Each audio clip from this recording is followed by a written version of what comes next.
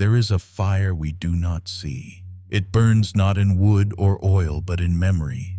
A quiet flame smoldering beneath the stories we no longer believe but still whisper to ourselves in the dark. You know the ones. I should have done more. It's too late now. They were right about me. And so we carry the ashes of yesterday like relics. Sacred, yes, but heavy. Too heavy. But tonight, we choose something different. Not revenge, not regret. But release, burn the past, begin now. Not with anger, but with reverence. Like laying down a coat worn through too many winters. This moment isn't about fixing what's behind. It's about honoring what survived and stepping barefoot into something untouched. There's no trumpet, no grand ceremony, only a whisper inside you saying, it's time. So gather what little courage you have left. You don't need much, just enough to strike one small match and watch. Not everything that burns is a loss. Some things are simply ready to become light. The art of beginning again. Somewhere between who you were and who you are becoming, there lives a quiet clearing, a space the Stoics knew well. A space not filled with noise, nor praise, nor chaos, but something rarer, a space for reset. Marcus Aurelius, emperor of Rome, ruler of men, warrior of thought, once wrote not as a king, but as a man quietly at war with himself. He didn't shout wisdom from the throne. He whispered it to his own soul by candlelight, asking, if you were to live today as your last, would you waste it in fear of beginning again? To the Stoics, life was not a straight road. It was a garden, pruned, burned, replanted. They believed the self was not fixed, but forged, not given, but grown. And sometimes, before new growth, there must be fire. So if you find yourself lost, tired, unrecognizable in the mirror, this video is for you, not to teach you how to become someone new, but to remind you that you were always allowed to start again. To reset, to restart, to refocus. With nothing more than your breath and a better question, because the moment you begin again, not perfectly, but deliberately, you are already stronger than the version of you who refused to change, so sit with me a while. Let the old fall like ash, and let us walk slowly into what comes next, together. Part 1. The quiet collapse. And so we step gently from the smoke of the past into the silence that follows. This is the moment before the change, not dramatic, not loud. Just quiet. It doesn't look like a breakdown from the outside. No shattered glass. No stormy tears. Just the slow, invisible unraveling of the life you used to carry so proudly.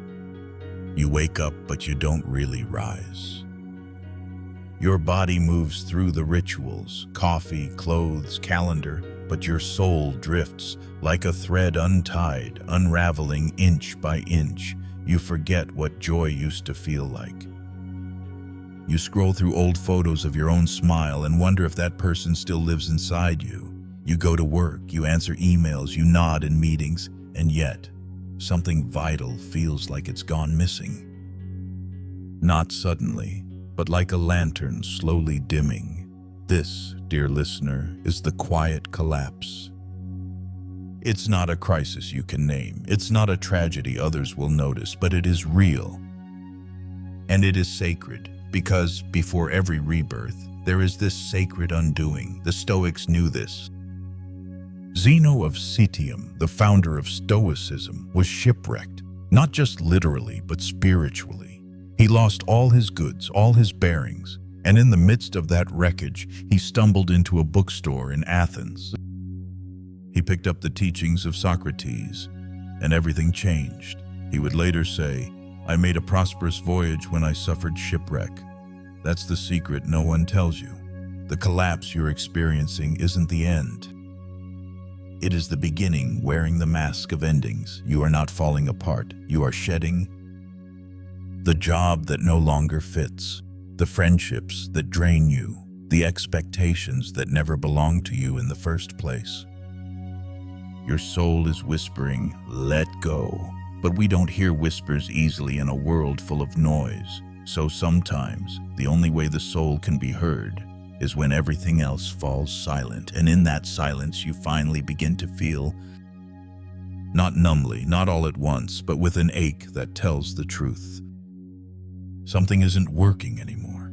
And that truth is grace. Because only when we name what's no longer alive in us can we begin to plant something new. Marcus Aurelius wrote, "Look well into thyself. There is a source of strength which will always spring up if thou wilt always look." He knew the collapse was not an enemy. It was an invitation to look inward, to rediscover the well. So what now? Now you breathe. You do not run from this collapse. You sit beside it. You place a gentle hand on your own chest and say, you are allowed to begin again. Not tomorrow. Not after it's all figured out, but here, now. While the ashes are still warm, this is not failure. This is not weakness. This is the body and the spirit agreeing we cannot carry this anymore. And that is wisdom. So rest, dear one, in the softness of this unraveling. It is not a punishment. It is a return to what is true, to what is yours, to what is ready to grow next. And from this quiet collapse, a deeper strength will rise, not made of noise or proof or applause, but of stillness. The kind of stillness that carries mountains, the kind of stillness that remembers you do not need to be whole to begin, you just need to begin. Part 2. Burn the old scripts. From the quiet collapse, a hush settles, but something stirs beneath the silence, not fear, not yet hope, just a flicker, a knowing. You feel it like a small pulse under the skin. It's time to let go, not of everything, but of the lies you were taught to carry as truth. You were never meant to play a role forever, but somewhere along the way, you began to believe the script was your soul. You became the reliable one, the strong one, the always available one, or perhaps the quiet one. The people pleaser, the fixer, the performer, the provider, the person who never complains.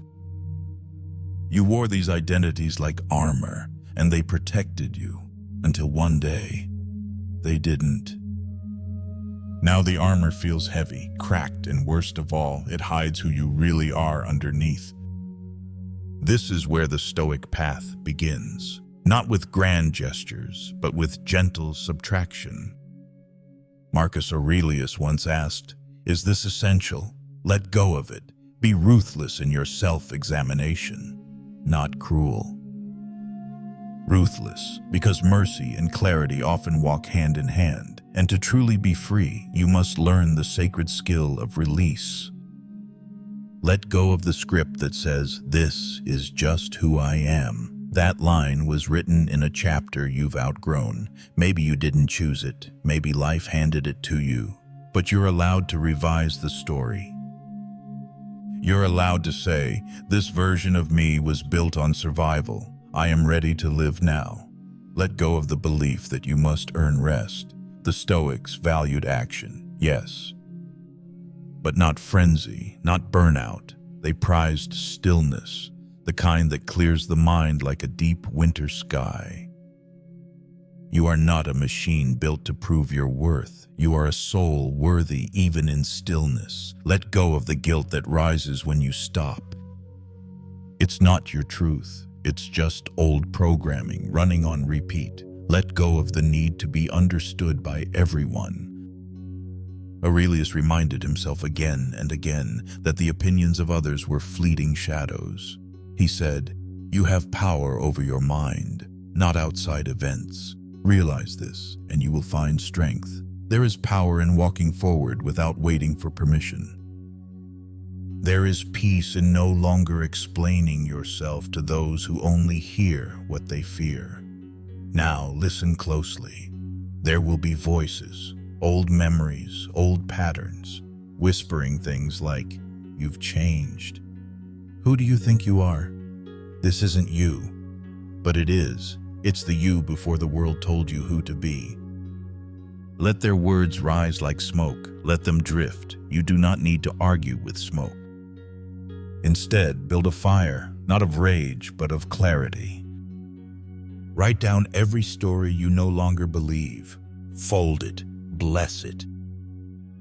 Burn it, not with bitterness, but with gratitude. They got you this far, but they cannot take you further. The Stoic way is not to destroy the past. It is to outgrow it.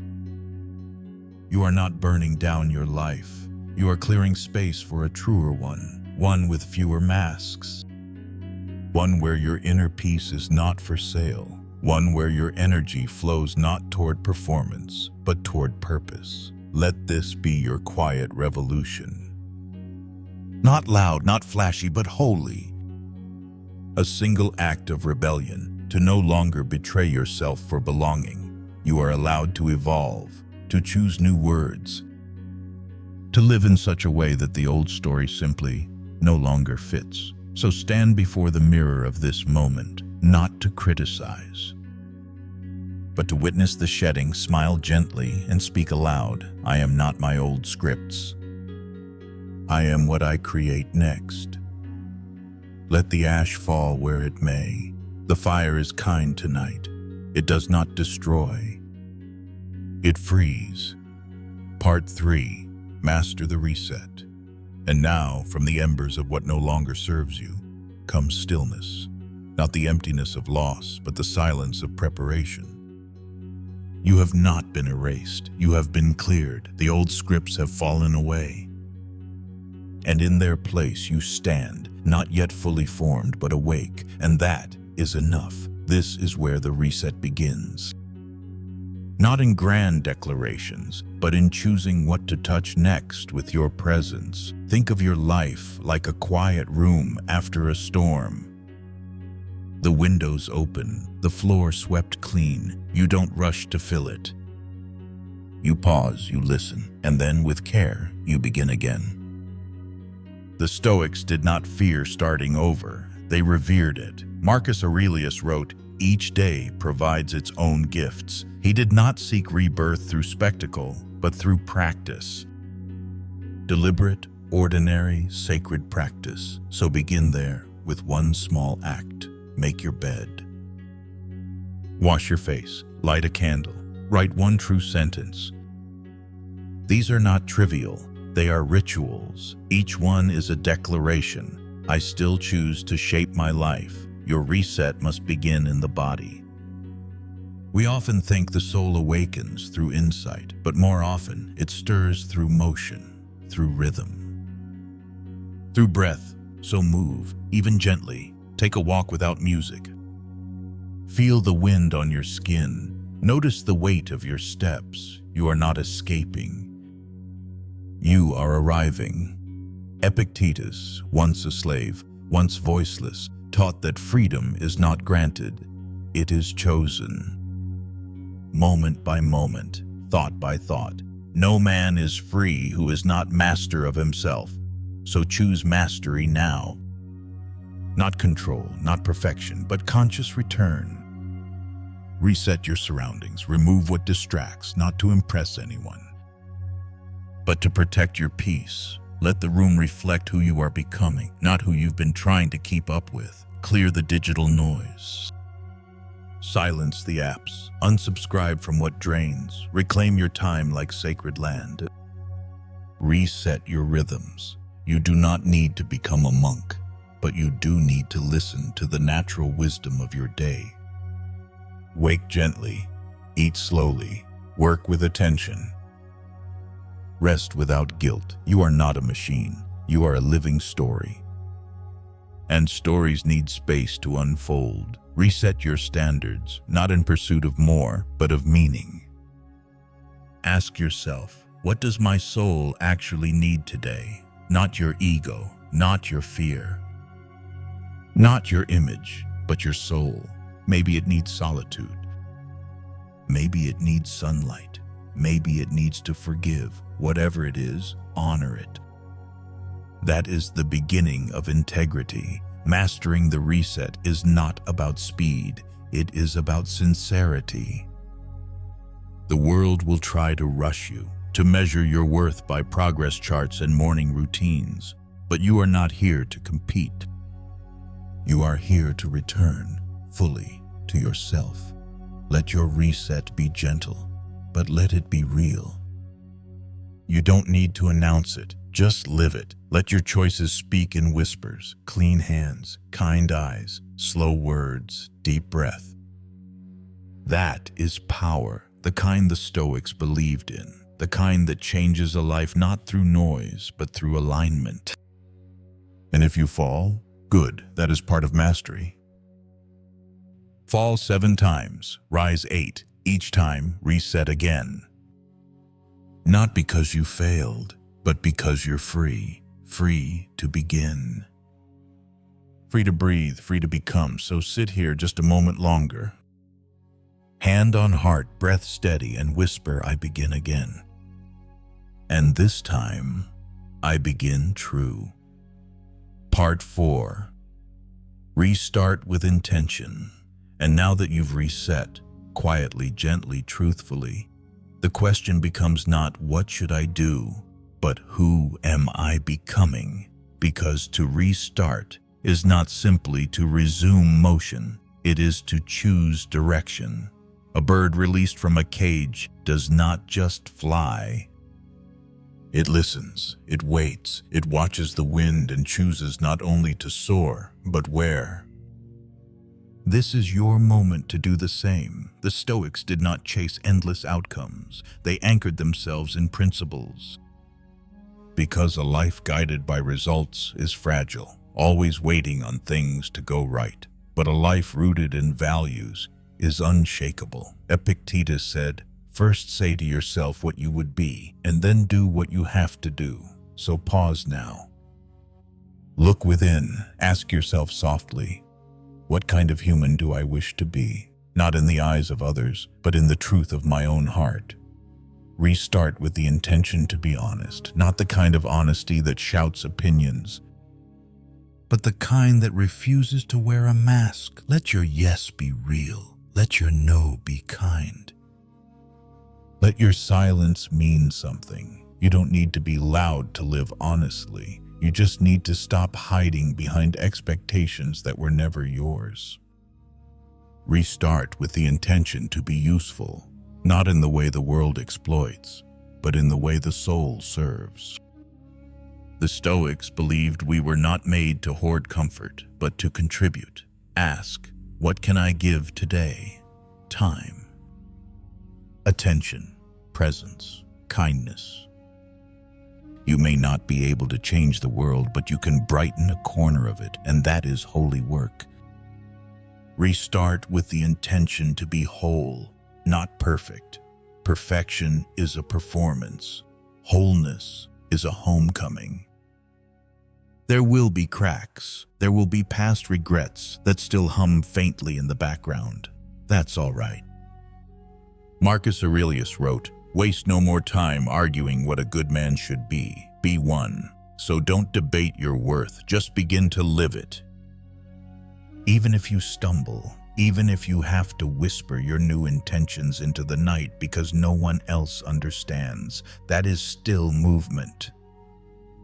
That is still sacred. Now choose your new foundations, not goals, but guides. Write them down. Not as rules, but as reminders. Maybe it's stillness over speed. Maybe it's presence over pressure.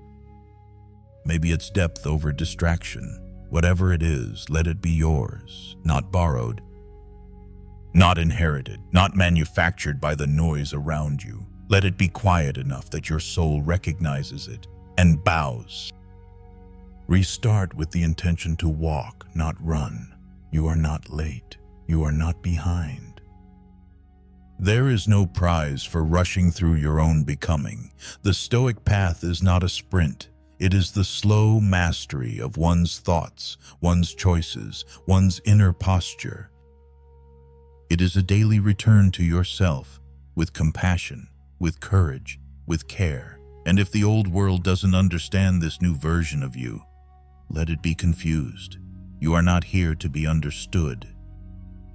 You are here to be aligned. You are not here to please the crowd. You are here to honor your calling.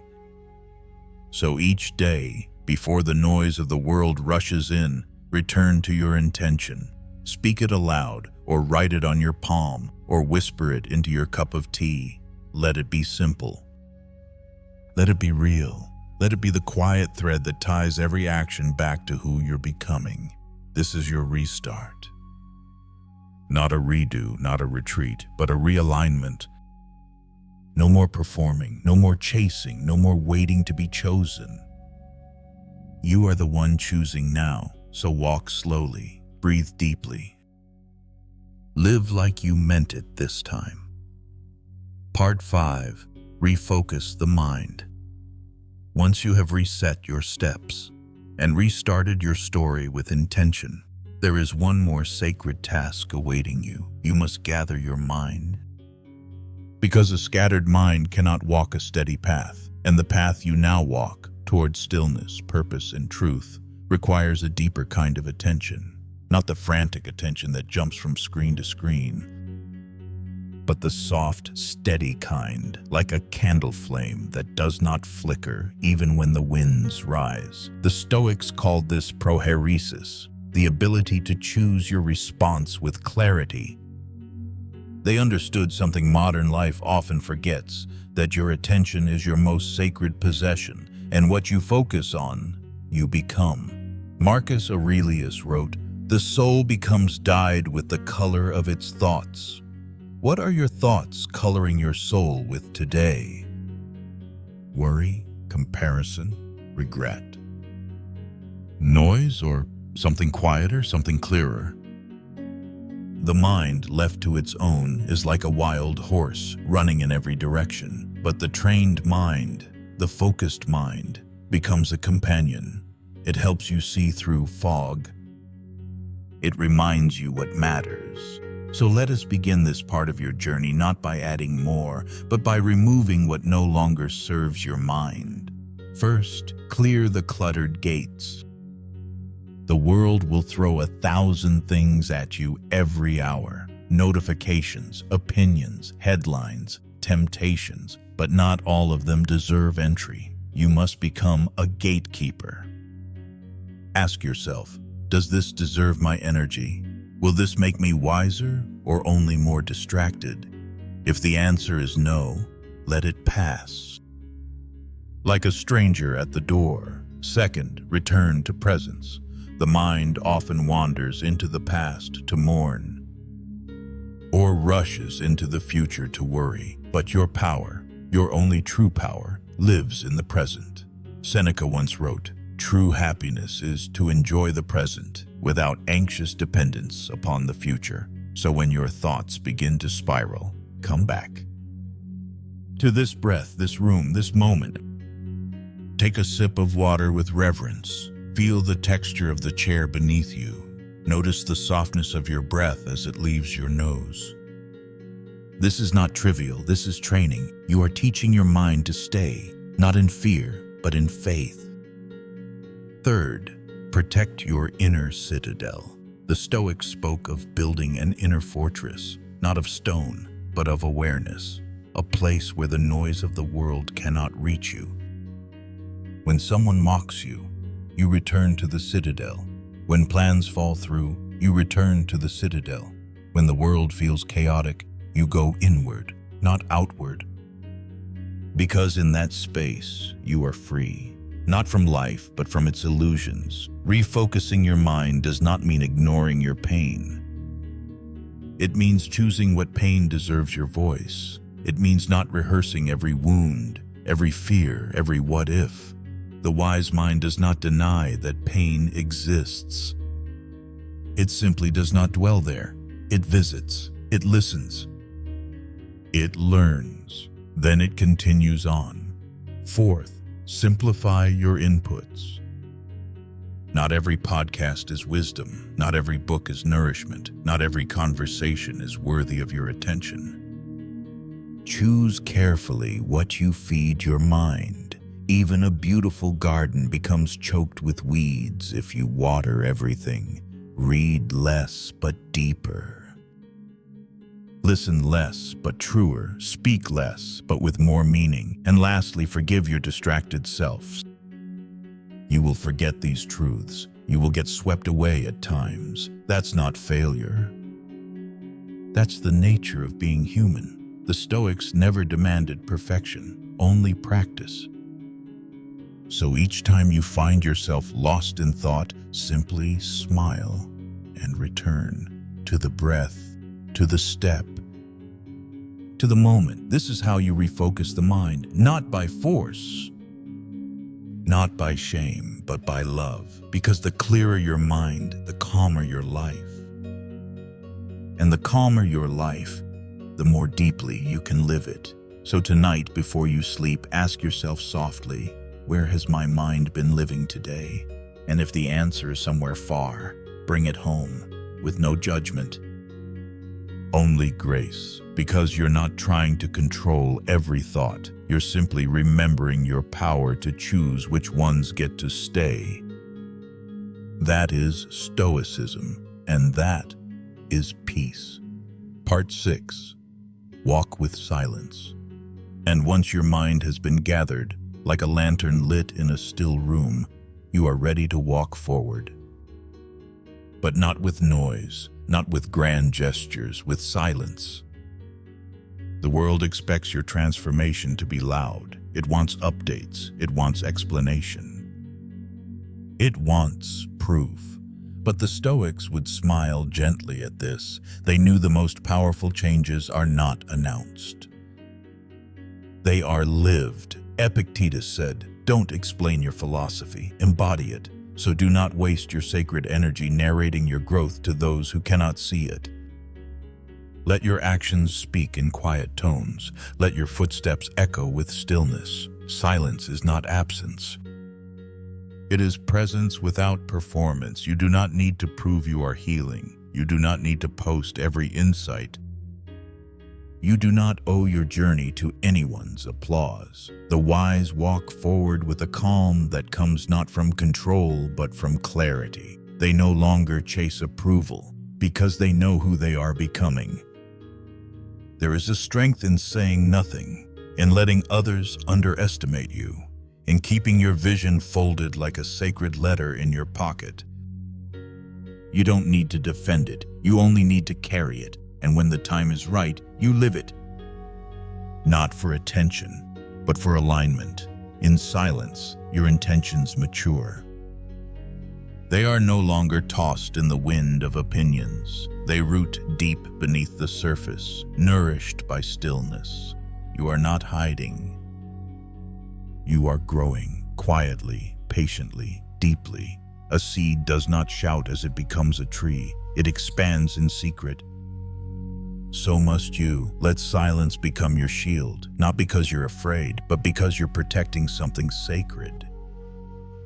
The Stoics believed in guarding your inner citadel, and that means protecting your energy from unnecessary drama, arguments, and approval-seeking. Not every battle is worthy of your sword.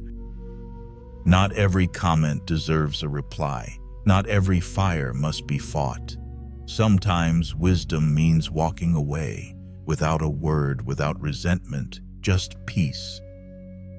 And in that peace, you find presence. The more you walk with silence, the more you begin to hear what truly matters.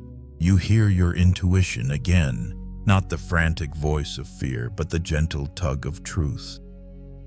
You notice beauty again, in the pause between words, in the way light lands on the wall, in the breath that stays steady even when the world stirs. To walk with silence is to reclaim your rhythm. You are no longer reacting. You are responding, no longer rushing, but choosing. And that pace, slow, deliberate, rooted, is a rebellion in a world that rushes blindly. You do not need to be loud to be powerful. You do not need to be seen to be whole. Let your depth speak louder than your voice. Let your calm ripple further than your noise. When others ask where you went, smile softly. You didn't disappear, you returned to what is yours, to what is real, to what cannot be shaken. And one day, perhaps quietly, unexpectedly, they will feel it. The weight of your presence, the steadiness in your gaze, the quiet fire in your walk. They won't know what changed, but they'll sense something they can't quite name. That's the power of a soul that walks with silence. So tonight, when the noise fades and the world grows still, do not rush to fill the quiet. Sit with it. Let it stretch. Let it speak and say softly, I do not need to be louder. I only need to be clearer. Because silence is not weakness. It is the echo of wisdom, and it will carry you farther than any speech ever could. Part 7. When life tries to pull you back, and just when your silence has become sacred, just when your steps begin to feel steady, that's when it happens. Life, as it always does, reaches back with familiar hands, not to destroy you, but to test you. Because every new path is followed by echoes of the old one. It might come as a soft invitation, a friend who wants the old you back. A job that offers more money but costs your peace, a pattern that whispers just this once. Or it might return as doubt, a voice inside that asks, who do you think you are to start over? Wasn't life easier when you didn't care so much? These moments are not failures. They are thresholds, crossroads where the soul is asked one simple question. Do you truly wish to become new, or just visit it for a while? The Stoics knew this pull. They understood the gravity of the familiar. Seneca warned, you must persist in your effort to become whole, even when the world tries to tear you in two. Because the truth is, the old world doesn't care that you've changed.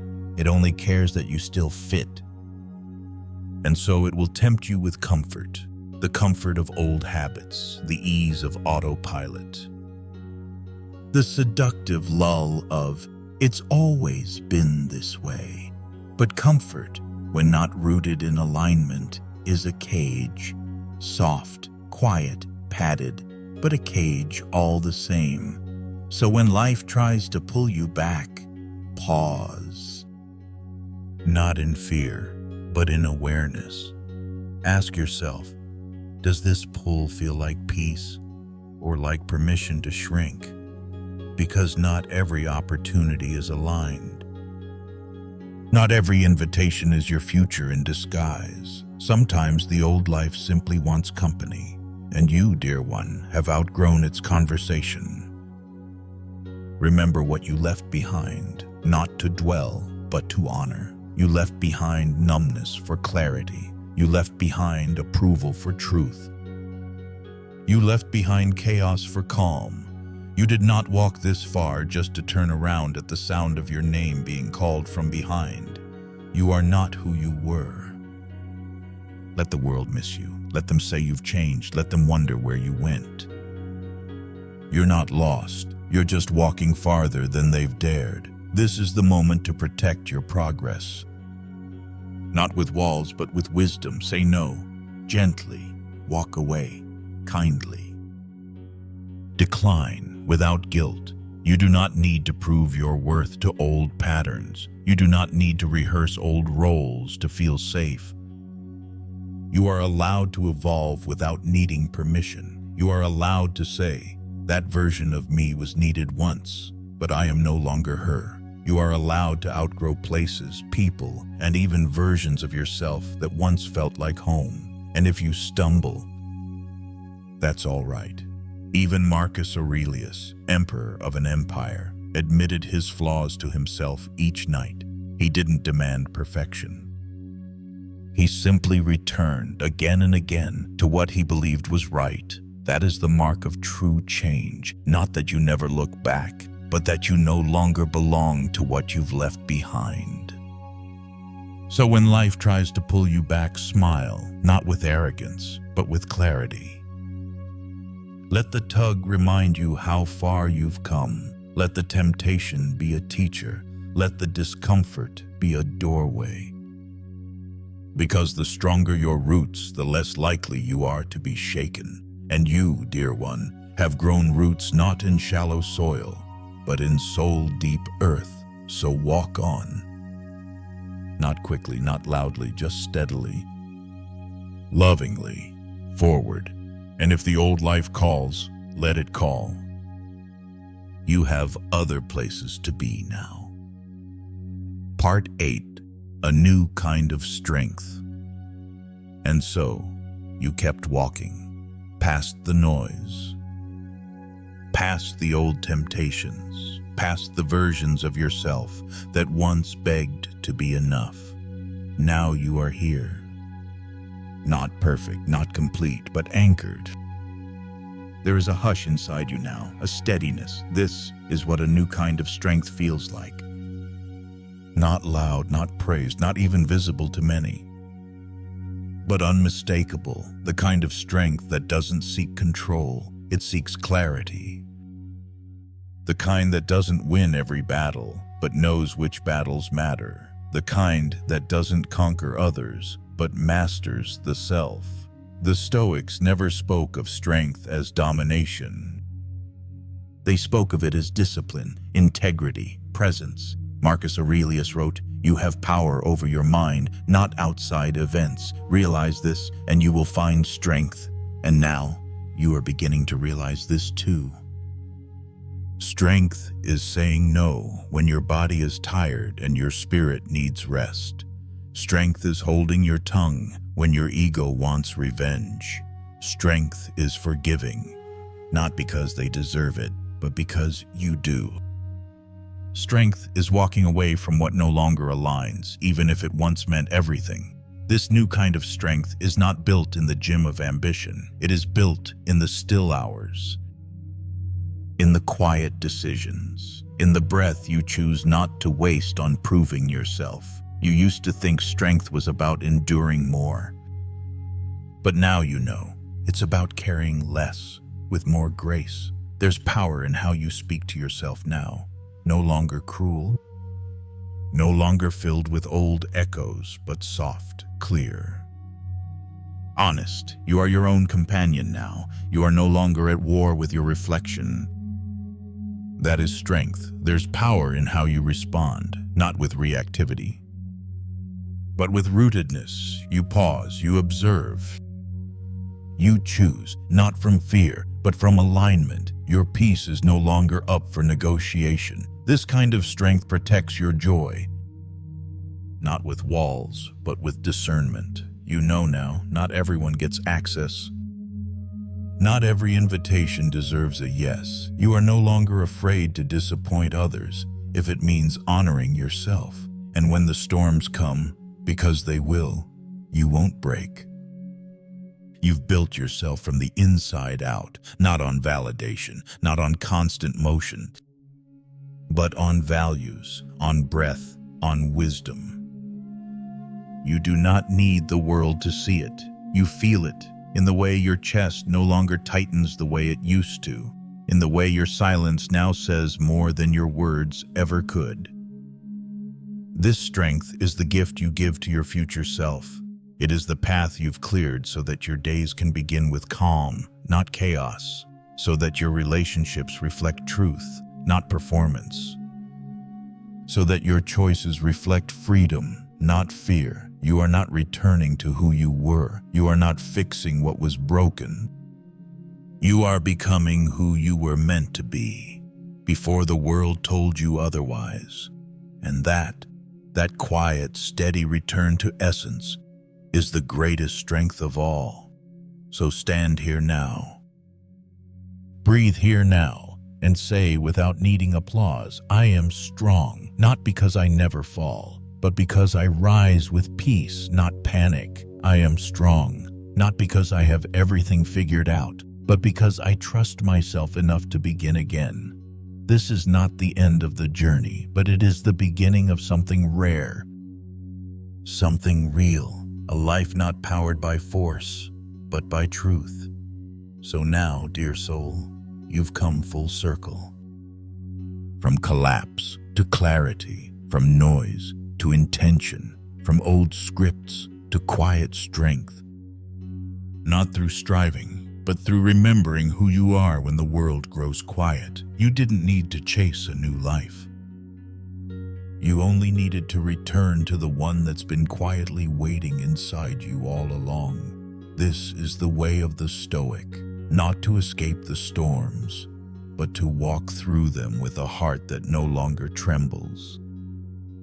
Not to harden yourself, but to soften into truth, slowly, deliberately, without apology. And if tomorrow asks more of you, you will answer, not with panic, but with presence, because now you know you can reset, you can restart, you can refocus as many times as needed. You don't need to have it all together. You just need the courage to begin again, gently and honestly.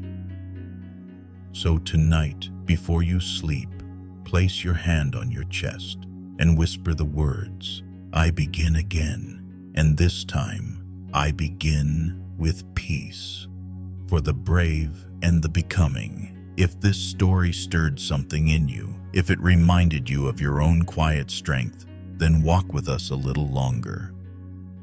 Subscribe to the Stoic Philosophy for more soul-deep stories, wisdom for the modern heart, and reflections to guide you back to stillness. Watch our next video, because sometimes one whisper of truth is all it takes to change everything. And if no one has told you today, you are allowed to slow down.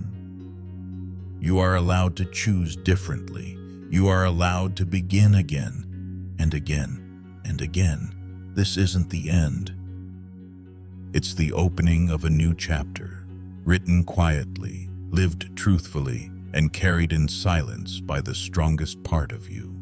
The soul becomes dyed with the color of its thoughts. Marcus Aurelius. Choose the thoughts that bring you peace. We'll be right here when you're ready to hear the next one. Good night, and walk gently